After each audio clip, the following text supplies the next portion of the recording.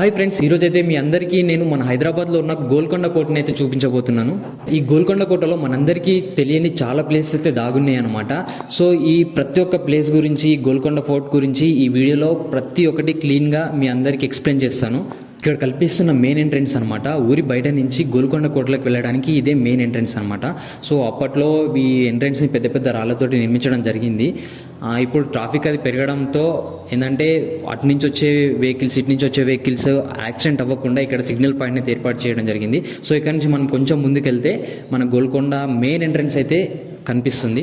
ఈ ఎంట్రెన్స్ నుంచి మనం లోపలికి వెళ్ళిన తర్వాత మన వెహికల్స్ అనేవి పార్క్ చేసుకోవడానికి ఒక రైట్ సైడ్లో ఒక ప్లేస్ అయితే ఉంటుందన్నమాట. అక్కడ కార్ కానీ వెహికల్స్, బైక్స్ కానీ ఏమన్నా ఉంటే అక్కడ టికెట్ మనం పే చేసేసి అక్కడ పార్కింగ్ చేసేసి మనము ఇటు గోల్కొండ కోట సైడ్ వచ్చేది అనమాట. ఇక్కడ కనిపిస్తున్నదే గోల్కొండ కోట అనమాట. మనం ఇందు లోపలికి వెళ్ళడానికి ఒకటి ఎంట్రీ దారి ఒకటి ఉంది, అలాగే ఎగ్జిట్ దారి ఒకటి ఉంది అనమాట. సో ఎంట్రీ దారిలోకి మనం కొంచెం ముందుకు వెళ్తే అక్కడ టికెట్ కౌంటర్ అనేది కనిపిస్తూ ఉంటుంది. మనం అక్కడికి వెళ్ళి కంపల్సరీ ప్రతి ఒక్కరు టికెట్ తీసుకున్న తర్వాతే లోపలికి అనేది అలౌ చేయడం జరుగుతుంది. టికెట్ కౌంటర్ దగ్గర ఈచ్ ఒక్క మెంబర్కి వచ్చేసేసి 25 రూపీస్ అయితే ఛార్జ్ చేసి మనకు టికెట్ ఇవ్వడం జరుగుతుంది అనమాట. మన లోకల్ వాళ్ళకు అయితే మాత్రం 25 రూపీస్ ఓన్లీ. అదే అదర్ కంట్రీస్ నుంచి వచ్చారు అనుకోండి విజిట్ చేయడానికి, వారికి మాత్రం పర్ హెడ్ వచ్చేసి 300 రూపీస్ టికెట్ అనేది ఛార్జ్ చేయడం జరుగుతుంది. టికెట్ తీసుకున్న తర్వాత టికెట్ కౌంటర్ నుంచి కొంచెం ముందుకు వచ్చామనుకోండి, ఇదే ఇక్కడ కనిపిస్తుంది కదా, ఇదే మెయిన్ ఎంట్రెన్స్ అనమాట. ఎవరైనా సరే లోపలికి వెళ్ళాలంటే ఈ ఎంట్రీ నుంచి, ఈ మెయిన్ ఎంట్రీ నుంచి లోపలికి వెళ్ళడం జరుగుతుంది. అండ్ లోపలికి వెళ్ళేటప్పుడు కూడా అక్కడ మెయిన్ లోపల సెక్యూరిటీ వాళ్ళు మన టికెట్ని తీసుకొని స్కాన్ చేసుకొని మరి వాళ్ళు లోపలికి అయితే పంపించడం జరుగుతుంది. ఈరోజు సండే కాబట్టి క్రౌడ్ అయితే చాలా ఉందన్నమాట. ఏదో అనుకున్నాము సమ్మరు ఎవరు ఉండరులే, ఎక్కువ ఎండలు చాలా ఉన్నాయి కదా, ఎవరు రారనుకున్నాం. సో ఎండల్ని కూడా లెక్క చేయకుండా చాలా మంది అయితే విజిట్ చేయడానికి వచ్చారనమాట ఈరోజు కూడా. ఇక్కడ కనిపిస్తున్న ప్రతి ఒక్క గోడ అలాగే నిర్మాణం కూడా చాలా హైట్గా అలాగే బలంగా నిర్మించడం జరిగిందనమాట. ఎవరైతే బయట రాజ్యాల నుంచి ఈ గోల్కొండ పైకి యుద్ధానికి సైన్యాన్ని తీసుకొని వస్తూ ఉంటారో వాళ్ళు తొందరగా లోపలికి ఎంట్రీ చొరపడకుండా ఇలా నిర్మాణాలను అయితే పెద్ద పెద్దగా చాలా బలంగా అయితే కట్టడం జరిగిందంట. మనం మెయిన్ డోర్ నుంచి లోపలికి ఎంట్రీ అయిన తర్వాత అక్కడ కొన్ని బోర్డుల పైన అయితే రాసి ఉంటాయి అనమాట. అంటే ఈ చరిత్ర, గోల్కొండ చరిత్ర ఏంటి, ఎక్కడెక్కడ ఏ ప్లేసెస్ ఉన్నాయి, అసలు ఏంటి అని చెప్పేసి ప్రతిదీ మనకు ఒకరు తెలియకపోతే ఆ బోర్డు పైన చదివితే క్లియర్గా మనకు తెలిసే ఛాన్సెస్ అయితే ఉన్నాయన్నమాట. మనం చూసుకున్నట్లయితే మెయిన్ ఎంట్రెన్స్ అనేది ఇలా స్ట్రైట్గా లేకుండా సైడ్ నుంచి వంకరగా లోపలికి ఎందుకు ఉంది అని అంటే, ఎవరైనా శత్రువులు ఆ పెద్ద పెద్ద డోర్లని ఓపెన్ చేయలేనప్పుడు మనం చూస్తూ ఉంటాం సినిమాలలో, ఏనుగులతోటి దూరం నుంచి పరిగెట్టించుకుంటూ వచ్చి తలుపుల్ని గుద్ది అలా ఓపెన్ చేసేవారు. లేదా సైన్యాల్లో ఉన్నవారు పెద్ద పెద్ద మొద్దులు తోటి పట్టుకొని వెనుక నుంచి ఫోర్స్ తోటి పరిగెత్తుకుంటూ వచ్చేసి ఈ తలుపుల్ని అయితే పల్లగొట్టేవారు అనమాట. సో ఇక్కడ ఎక్కువ ప్లేస్ లేకపోవడం వల్ల అలా ఏనుగులతోటి అలాగే సైన్యంతో తెరిచే ఛాన్సెస్ అనేవి ఉండవు. కాబట్టి ఇలాగా ఇరుకుగా వంపుగా మన మెయిన్ డోర్ అయితే ఉండడం జరిగిందంట. మనం ఈ ఎంట్రెన్స్ పైన గోడ దగ్గర అబ్జర్వ్ చేసినట్లయితే చిన్న హోల్స్ అయితే కనిపిస్తూ ఉంటాయి. అవి ఎందుకంటే ఎవరన్నా ఇలా తలుపులు తీయడానికి ప్రయత్నించినప్పుడు పైనుంచి వేడి వేడి నూనెని ఆ హోల్స్ నుంచి కింద పోసేవారంట. సో ఆ నూనె అనేది వాళ్ళు ఎవరైతే తీయడానికి వచ్చారో వాళ్ళ మీద పడి వాళ్ళు వెనక్కి వెళ్ళే ఛాన్సెస్ ఉంటాయని చెప్పేసి ఇలా నిర్మించారంట. అంతేకాకుండా ఈ మెయిన్ డోర్కి అయితే మనకి ముళ్ళలాగా పెద్ద పెద్దగా కనిపిస్తున్నాయి చూడండి. ఎప్పుడైనా అది తెరవలేని పరిస్థితిలో ఏనుగులతోటి అలా ఓపెన్ చేస్తామని చెప్పాం కదా, అలా ఏనుగులు అవి తీసుకొచ్చి ఒకవేళ ఓపెన్ చేసినా కానీ ఆ ముళ్ళు లాగా ఉండేవి ఆ ఏనుగులకి అని గుచ్చుకునే విధంగా ఉండాలని చెప్పేసి ఇలా డిజైన్ చేసి వాళ్ళు నిర్మించారంట. ఇక్కడ కొంచెం ముందుకు వెళ్తే మనకి ఏంటంటే మెయిన్ ద్వారం లాంటిది అయితే ఒకటి కనిపిస్తూ ఉంటుంది. దీనికి ఒకటి మెయిన్ స్పెషాలిటీ ఉందన్నమాట. అదేంటంటే ఇక్కడ మిడిల్లో నుంచొని క్లాప్స్ చప్పట్లయితే కొడితే అక్కడ పైన రాజ్యంలో రాజు మందిరం దగ్గర సౌండ్ అనేది వినిపిస్తుందంట, రీసౌండ్ వస్తుందంట. మళ్ళీ ఈ మిడిల్లో ఉండి క్లాప్స్ కొడితేనే మనకి సౌండ్ అనేది రీసౌండ్ అనేది రావడం జరుగుతుంది. కొంచెం ఒక 7 అడుగులు అటు సైడ్ వెళ్ళి లేకపోతే ఇటు సైడ్ వెళ్ళి అక్కడి నుంచి క్లాప్స్ కొడితే మనకి రీసౌండ్ అనేది వినిపించదు. సో మీరు వచ్చినప్పుడు ఒకసారి విజిట్ చేసినప్పుడు ఒకసారి ఎక్స్పీరియన్స్ చేయండి. ఇక్కడ ఇలా చప్పట్లు కొడితే రీసౌండ్ రావడానికి అలా రీజన్ ఏంటంటే ఇక్కడ పైన సీలింగ్ చూస్తున్నారు కదా, సీలింగ్ దగ్గర ఏంటంటే డైమండ్ షేప్లో అయితే కట్టడం జరిగింది. సో మరి దీన్ని ఇక్కడ ఎందుకు నిర్మించారంటే ఎవరన్నా అప్పుడు మనకేంటంటే మొబైల్స్ అనేవి ఏవి లేవు కాబట్టి ఒకవేళ ఎవరన్నా వచ్చినా మనం చెప్పాలనుకుంటే చాలా దూరం వెళ్ళి దాదాపు కింద నుంచి పై వరకు అంటే 350 మెట్ల దాకా అయితే ఉన్నాయి. సో ఎవరైనా రిలేటివ్స్ కానీ ఎవరైనా బంధువులు వస్తే చెప్పడానికి ఇక్కడ నుంచి చప్పట్లు కొడితే అక్కడ పైన రాజ్యంలో రాజున్న దగ్గర వినిపించేవంట. ఈ మెయిన్ ఎంట్రన్స్ నుంచి కొంచెం రైట్ తీసుకుంటే ఏంటంటే శవ స్నానశాల అనేది ఒకటి అయితే రూమ్స్ అయితే ఉన్నాయన్నమాట. మనకి ఇప్పుడు లోపలికి ఎంట్రీ లేదు, ఎందుకో క్లోజ్ చేశారు. సో ఇది ఎందుకు ఏర్పాటు చేశారని అంటే వెనుకట్లో గ్లీజర్స్ అవి వేడి నీళ్ళు పెట్టడానికి అలాంటి అవైలబుల్ లేవు కాబట్టి వేడి నీళ్ళు చన్నీళ్ళు లాంటివి మనకేమంటే బావి లాంటివి లోపల ఉన్నాయంట. అవి ఎందుకనంటే రాజ్యవంశస్థులు ఎవరైనా చనిపోతే వారిని ఇక్కడికి తీసుకొచ్చి స్నానాలు అవి చేపించి శుభ్రం చేసి మిగిలిన కార్యక్రమాలు అవి చేసేవారంట. మనం మెయిన్ ఎంట్రెన్స్ నుంచి కొంచెం పైకి వచ్చాగానే ఇక్కడ మెయిన్ ఎంట్రెన్స్ డోర్కి ఎదురుగా ఒక పిరంగిని అయితే ఏర్పాటించినట్టు మనకు కనిపిస్తుంది. ఈ పిరంగిని ఇలా మెయిన్ ఎంట్రెన్స్కి ఎదురుగా ఎందుకు పెట్టారనంటే ఎవరైనా సైనికులు ఆ పెద్ద డోర్ని పలగొట్టుకొని డైరెక్ట్గా లోపలికి వచ్చేటప్పుడు ఈ పిరంగితోటి పేల్చేసి ఆ సైనికులను అడ్డుకునేవారంట. ఇక్కడ చూసుకున్నట్లయితే ఫస్ట్ కింద మెయిన్ ఎంట్రెన్స్ అక్కడ ఏంటంటే భటులు ఎవరైతే సెక్యూరిటీ ఉంటారో వాళ్ళు ఉండడానికి వాళ్ళకి సంబంధించిన ఫ్యామిలీ వాళ్ళందరూ ఉండడానికి అన్నమాట ఫస్ట్ ఎంట్రీలో వీళ్ళకైతే ప్రతి ఒక్కరికి రూమ్లో అవన్నీ కంపల్సరీ అరేంజ్ చేసేవారు అనమాట. ఇంకా ఎవరైనా బంధువులు కానీ రిలేటివ్స్ కానీ ఎవరైనా ఇతర దేశాల నుంచి ఇతర రాజ్యాల నుంచి ఇక్కడికి వస్తే వాళ్ళు స్టే చేయడానికి వాళ్ళ సామాన్లు పెట్టుకోవడానికి కూడా ఇక్కడ కనిపిస్తున్న ఈ గదులు అవే యూజ్ చేసుకునే వాళ్ళంట. ఇక్కడ గోడలకి మనం అబ్జర్వ్ చేసుకున్నట్లయితే ప్రతి ఒక్క గోడ దగ్గర ఏంటంటే చిన్న చిన్న హోల్స్ అయితే మనకు కనిపిస్తూ ఉంటాయి. మరి హోల్స్ అనేవి ఎందుకు ఉన్నాయనంటే వెనుకట్లో మనకి కరెంటు ఎలక్ట్రిసిటీ లైటింగ్ అనేది లేదు కాబట్టి సో ఆ హోల్స్లలో కాగడాలు దీపాలు అలాంటివి పెట్టుకునే వాళ్ళంట వెలుతురు కోసం. మనం ఇంకా చూసుకున్నట్లయితే ఇటు సైడు మనకి ఒక పెద్ద బిల్డింగ్ లాంటిది అయితే కనిపిస్తూ ఉంటుందన్నమాట. దాదాపు అందులో 150 గదులు ఉంటాయంట. అందులో ఏంటంటే యుద్ధానికి సంబంధించిన ఆయుధాలను అవన్నిటిని ఆ రూమ్లలో భద్రపరిచేవారంట. ఇంకా మనం చూసుకున్నట్లయితే ఇక్కడ అక్కన్న మాదన్న వీళ్ళిద్దరికి సంబంధించిన ఒక కార్యాలయం అయితే ఉండేదంట. వీళ్ళిద్దరు ఏం చేస్తారనంటే ఈ కోటకి సంబంధించిన లెక్కలు కానీ లేదా ఈ రాజ్యానికి సంబంధించిన లెక్కలు అయితే ఏవైనా ఉంటే వీళ్ళిద్దరు చూసుకునేవారంట. అంతేకాకుండా వీళ్ళకి సంబంధించిన పురాతనమైన పుస్తకాలు కానీ కాల గ్రంథాలు కానీ వీటినన్నిటినీ ఈ ప్లేసెస్లో ఈ రూమ్లలో అయితే భద్రపరచడం జరిగిందంట. మనం అబ్జర్వ్ చేసినట్లయితే మనకు ఒక పార్క్ కూడా కనిపిస్తూ ఉంటుంది. పార్క్ని నగిన బాగ్ అని పిలుస్తారంట. అప్పట్లో ఏంటంటే ఇక్కడ బంగారాలు వజ్రాలు రాసులుగా పోసి అమ్మేవారంట. అంతేకాకుండా చాలా విలువ చేసే కోహినూర్ వజ్రాలు కూడా ఈ గోల్కొండ కోటలోనే దొరికాయంట. ప్రపంచంలోనే అతి పెద్ద వజ్రాల మార్కెట్ కూడా మన గోల్కొండ ఇక్కడి నుంచే స్టార్ట్ అయిందంట. ఇక్కడి నుంచి అమ్మేవాళ్ళంట. మనం చూసుకున్నట్లయితే మనకి మెట్ల దారులు అయితే కనిపిస్తూ ఉంటాయంట.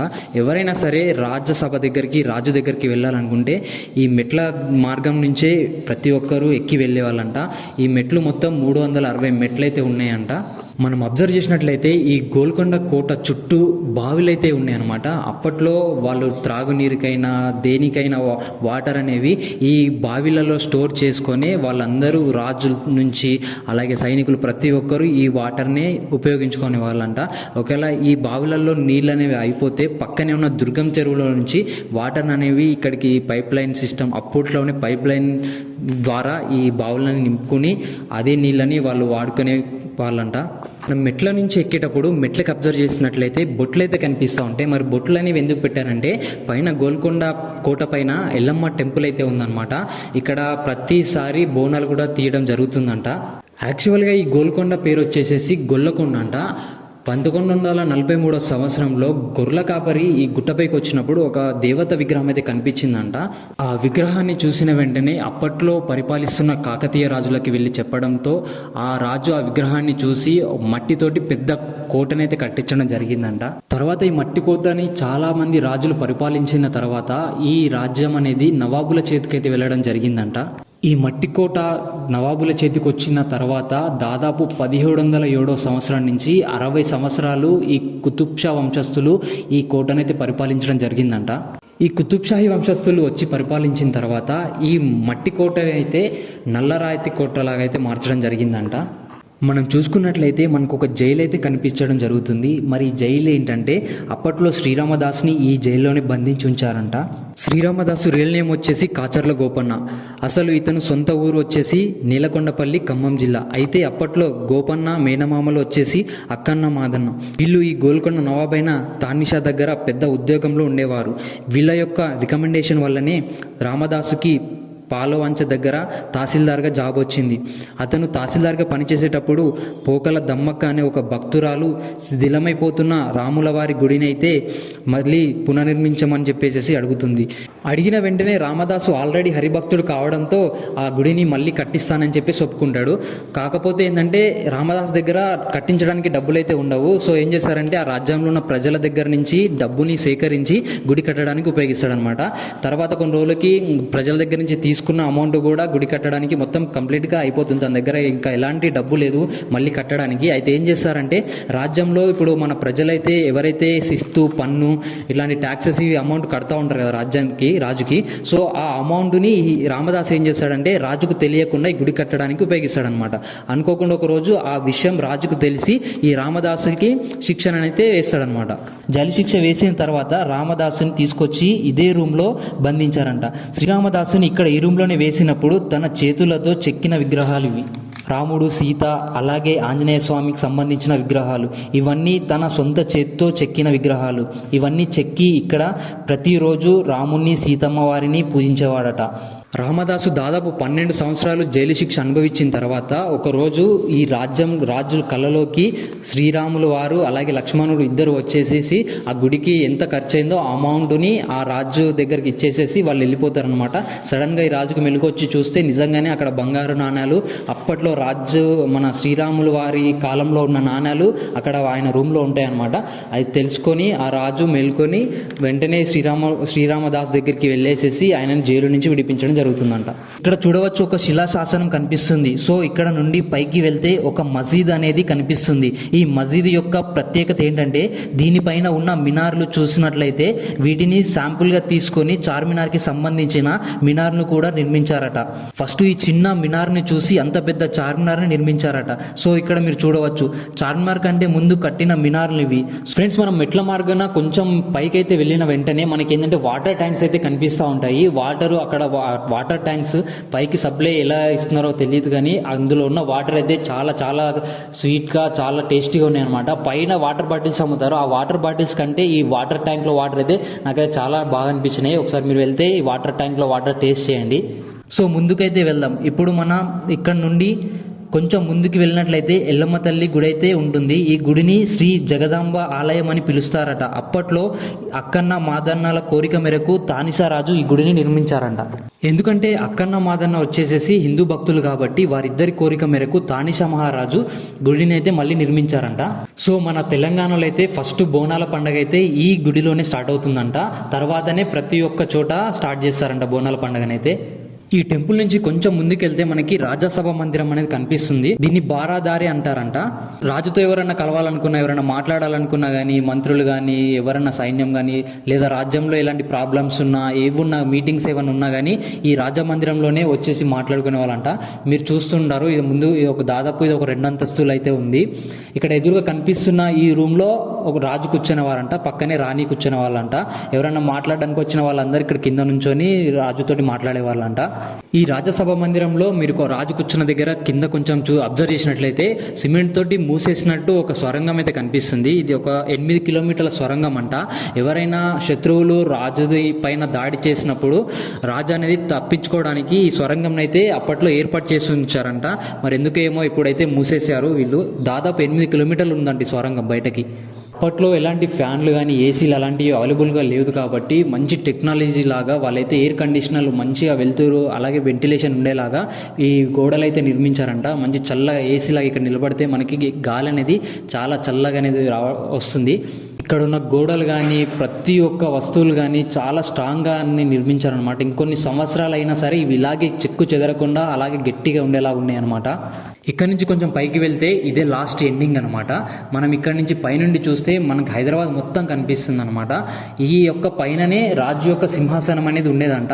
రాజు ఇక్కడి నుంచే రాజ్యాన్ని మొత్తం అబ్జర్వ్ చేస్తూ ఉండేవాడంట. అంతేకాకుండా ఎవరైతే మంత్రులు, రాజ్యానికి సంబంధించిన వారు, విఐపీలు ఎవరైతే ఉంటారో వాళ్ళకి మాత్రమే ఈ పైనకి రావడానికి ఎంట్రీ ఉండేదంట. అలాగే ఇక్కడికి వచ్చిన తర్వాత రాజ్యం గురించి ఏమైనా ప్రాబ్లమ్స్ కానీ ఇబ్బందులు కానీ ఏమైనా ఉంటే ఇక్కడి పైన కూర్చొని వాళ్ళు డిస్కషన్ చేసుకునే వాళ్ళంట. సో ఓన్లీ విఐపీలకి, రాజ్యంకి సంబంధించిన మంత్రులకు, వాళ్ళకి మాత్రమే ఇక్కడ అలో ఉండేదంట.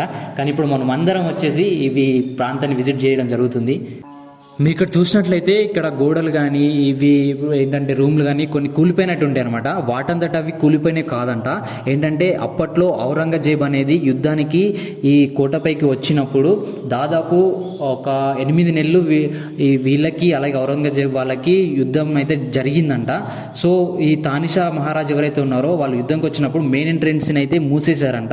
దాదాపు 8 నెలలు కష్టపడిన తర్వాత ఔరంగజేబ్ ఏం చేశాడంటే ఈ రాజ్యంలో ఉన్న ఒక మనిషిని డబ్బులు ఇచ్చి కొనేసాడంట.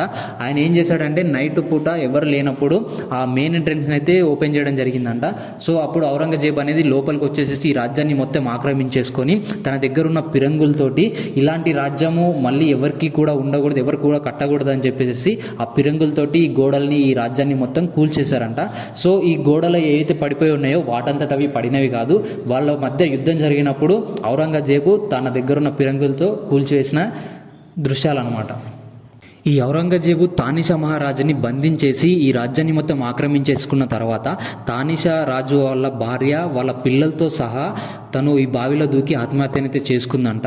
తర్వాత తానిషా మహారాజుని ఈ ఔరంగజేబు అయితే ఎక్కడో ఒక దగ్గర తీసుకుపోయి జైల్లో అయితే ఉంచడం జరిగిందంట. ఇక్కడ నుంచి కొంచెం ముందుకు వెళ్తే ఏంటంటే ఇక్కడ కనిపిస్తుంది కదా, ఇది వచ్చేసేసి రాణి యొక్క మహల్ అంట. అంటే రాణి డ్రెస్సింగ్ రూమ్ అలాగే మేకప్ రూమ్ అని కూడా అంటారంట. రాణి మహల్లో మనం చూసినట్లయితే ఇక్కడ ఒక నీటి తొట్టు అయితే కనిపిస్తుంది కదా. సో వీటిలో ఏంటంటే ఫ్రెష్ వాటర్ ఉండేవంట. అప్పట్లో రాణులు అద్దంలో వాళ్ళ ముఖం చూసుకుంటే వాళ్ళ అందం తగ్గిపోతుందనే ఉద్దేశంతో ఈ నీటి ఈ ఫ్రెష్ ఉన్న వాటర్లోనే వాళ్ళ ముఖం చూసుకొని వాళ్ళు మేకప్ వేసుకొని రెడీ అయ్యే వాళ్ళంట. ఈ రాణి వాళ్ళ గది నుంచి కొంచెం ముందుకి సైడ్కి వెళ్తే ఏంటంటే ఇది ఒక నర్తనశాల అంట. అంటే డ్యాన్స్ చేస్తారు చూడండి, అదొక ప్లేస్ అనమాట. సో ఇక్కడ మీరు పైన అబ్జర్వ్ చేసినట్లయితే ఇక్కడ పైన డైమండ్స్ అనేవి పెట్టి ఉంచేవాళ్ళంట. ఎందుకంటే అప్పట్లో వెలుతురు కోసము మన దీపాలు అనేవి వాడేవాళ్ళు. సో ఆ దీపాల వెలుతురు సరిపోకపోవడంతో ఈ పైన గోడల దగ్గర ఏంటంటే డైమండ్స్ని అయితే పెట్టి ఉంచేవాళ్ళంట. సో ఈ దీపాల నుంచి వచ్చే వెలుగు ఏదైతే ఉంటుందో ఆ డైమండ్స్ పైన పడి రిఫ్లెక్ట్ అయ్యి వెలుతురు అనేది మొత్తం ఇట్లా రిఫ్లెక్ట్ అవుతూ మంచి వెలుతురు అనేది వచ్చేదంట. సో అందుకోసము ఆ గోడల దగ్గర డైమండ్స్ని పెట్టించేవాళ్ళంట. ఇక్కడ కనిపిస్తుంది కదా, ఇక్కడైతే రాజు అలాగే రాణి కూర్చొని వాళ్ళంట. సో ఇక్కడ ఏంటంటే నర్తన చేసేవాళ్ళు అంటే నృత్యం చేసేవాళ్ళు అక్కడ ప్రదర్శిస్తూ ఉండేవాళ్ళంట. ఇక్కడ కింద ఏంటంటే ప్రజలందరూ కూర్చొని చూస్తుండేవాళ్ళంట. ఇక్కడైతే ఈ రూమ్కి అయితే ఒక మంచి స్పెషాలిటీ ఉందంట. ఏంటంటే ఇక్కడ మనం నుంచుని కొంచెం ముందుకు వెళ్ళేసేసి ఆ గోడ దగ్గర మనం ఎంత మెల్లిగా మాట్లాడినా సరే మనం ఇక్కడ నుంచున్న దగ్గర మన తలపైన ఒక స్పీకర్ అయితే మన చెవి దగ్గర పెడితే ఎలా సౌండ్ వస్తుందో అలా రీసౌండ్ అయితే రావడం జరుగుతుంది. ఇంత పెద్ద కోటని కట్టడానికి సంబంధించిన రాళ్ళని వాళ్ళు ఇక్కడున్న గుట్ట దగ్గర నుంచి తీసుకొచ్చారంట. అంతేకాకుండా ఈ రాళ్ళన్నింటిని పలగొట్టడానికి వాళ్ళ ఎలాంటి ఎక్విప్మెంట్స్ అలాగే బాంబులు కానీ అలాంటివి ఏవి ఉపయోగించకుండా ఒక చిన్న టెక్నిక్ తోటి ఈ రాళ్ళని పలగొట్టారంట. ఏంటంటే ఒక పెద్ద రాయి తీసుకొని ఆ రాయికి చిన్న హోల్స్ పెట్టేసేసి కర్రల్ని పెట్టి ఒక 2 నెలలు డైలీ కంటిన్యూగా వాటర్ పోసేవాళ్ళంట. అలా పోయడం వల్ల ఏంటంటే ఆ కర్రలనేవి ఉబ్బి రాళ్ళని పగిలేవంట. ఆ పగిలిన రాళ్ళని తీసుకొచ్చి వాటిని తోటే ఈ పెద్ద కోటను అయితే నిర్మించడం జరిగిందంట. మరి ఇక్కడ చూసుకున్నట్లయితే ఇది వచ్చేసేసి జడ్జిమెంట్ హాల్ అంట. అంటే ఇక్కడే రాజు ఎవరైతే తప్పులు చేసిన వాళ్ళు ఉంటారో వాళ్ళందరికీ శిక్షలు చేసే హాల్ అంట. సో ఇక్కడ మీకు పైన కనిపిస్తుంది కదా, రాజు అనే వాళ్ళు పైన కూర్చొని ఉండేవాడంట. ఏంటంటే రాజుకి ఇక్కడ కింద ఉన్న ప్రజలైతే కనిపించేవారు, కానీ కింద ప్రజలకు మాత్రం రాజు కనబడకుండా నిర్మించడం జరిగిందంట.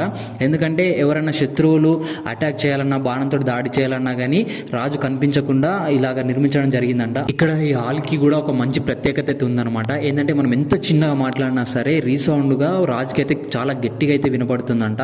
ఎందుకు ఇలా నిర్మించారంటే ఇది ఏంటంటే జడ్జిమెంట్ రూమ్ కాబట్టి ఎవరైనా శత్రువులు ఏమన్నా చిన్న కత్తి ఇలా రాజుకి పైన దాడి చేయడానికి ఒక చిన్న కత్తి తీసినా కూడా రాజుకి చాలా పెద్దగా వినిపిస్తుందంట. సో అందుకని చెప్పేసి ఆ టెక్నాలజీస్ తోటి ఇలా ఈ రూమ్ని ఈ హాల్ని కూడా నిర్మించడం జరిగిందంట. అప్పట్లో ఇవన్నీ కట్టడానికి సిమెంట్ అలాంటివి లేదు కాబట్టి రంగు సున్నాన్ని వాడేవాళ్ళంట. సో ఈ రంగు సున్నంలో ఏంటంటే కోడిగుడ్లు మళ్ళీ పాలు ఇవన్నీ కలిపి వాటితోటి కట్టారంట. అందుకే ఇవన్నీ గోడలు కానీ ఇవి చాలా స్ట్రాంగ్గా ఉన్నాయి అనమాట. ఇంకొక 100 సంవత్సరాలైనా సరే ఇవి ఇలాగే చెక్కు చెదరకుండా చాలా గట్టిగా ఉండేలా ఉన్నాయి. ఇక్కడ కనిపిస్తున్న మహల్ పేరు తారామతి మహల్ అంట. అక్కడ తారామతి రాణి ఉండేదంట. సో అట్లా ఉండడం వల్ల ఆ మహల్కి తారామతి మహల్ అని పెట్టేసి పేరు వచ్చిందంట. ఇక్కడ కనిపిస్తున్న మస్జిద్ దగ్గర ఈ రాజ్యంలో ఎవరైతే ఆడవాళ్ళు ఉంటారో వాళ్ళందరూ కూడా ఇక్కడ నమాజ్ అనేది చేసుకునే వాళ్ళంట. అప్పట్లో ఎవరైనా వస్తే వాళ్ళ కాలింగ్ బెల్స్ కొట్టడానికి మనకి కాలింగ్ బెల్స్ ఉండేవి కాదు కాబట్టి ఈ ఏరియాలో నుంచొని చప్పట్లు కొడితే అక్కడ ఉన్న రూమ్లో ఉన్న ప్రతి ఒక్కరికి చప్పుడు అయితే వినిపించి ఎవరో వచ్చారని చెప్పేసి తెలిసేదంట. ఒక్కొక్క రూమ్లో ఉన్న వారికి ఒక్కొక్క కోడింగ్ అయితే ఉండేదంట. సో ఆ కోడింగ్ తోటి అలా చప్పట్లు కొట్టి వాళ్ళు వచ్చారని చెప్పేసి తెలిసి వాళ్ళు బయటకు వచ్చేవాళ్ళంట. సో ఇది ఫ్రెండ్స్ గోల్కొండ కోట గురించి కంప్లీట్ ఎక్స్ప్లెనేషన్ అనమాట. నాకు తెలిసిన విషయాలు అలాగే నేను తెలుసుకున్న విషయాలు కంప్లీట్గా ఎక్స్ప్లెయిన్ చేశాను అనుకుంటున్నాను. ఏమైనా మర్చిపోయినా లేదా ఏమైనా తప్పుగా చెప్పినా నన్ను క్షమించండి. Thank you.